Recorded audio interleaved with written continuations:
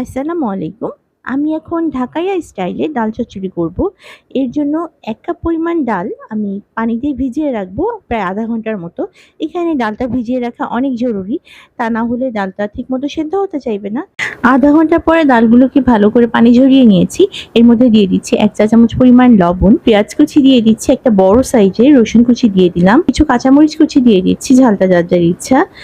সিকি চা চামচ হলুদ গুঁড়ো দিয়ে দিলাম, ১ চা চামচ পরিমাণ মরিচ গুঁড়ো দিয়ে দিচ্ছি, চাইলে একটু কমিয়েও দেওয়া যায়। আদা বাটা দিয়ে দিচ্ছি ১/২ চা চামচ, আর রসুন বাটা দিয়ে দিচ্ছি ১ চা চামচ পরিমাণ, আর সরিষার তেল দিয়ে দিলাম প্রায় ১.৫ টেবিল চামচ পরিমাণ। এখন হাত দিয়ে ভালো করে মাখিয়ে নিয়ে হাত ধুয়ে জাস্ট একটু ডালটা এরকম সমান করে দেবো, আর ডালটা ডুবে যায় এইভাবে পানি দেবো, খুব বেশি পানি দেওয়া যাবে না। পানি অনেকটা কমে এসছে এই পর্যায়ে। এর মধ্যে আমি টমেটো কুচি দিয়ে দিচ্ছি, একটা বড় সাইজের টমেটো আমি এখানে কুচি করে রেখেছিলাম। একটু মিলিয়ে নিচ্ছি আর ডাল পানিটা পুরোপুরি কমে যাওয়া পর্যন্ত অপেক্ষা করছি। ব্যাস, আমার ঢাকাইয়া স্টাইলের ডাল চচ্চড়ি সম্পূর্ণ তৈরি।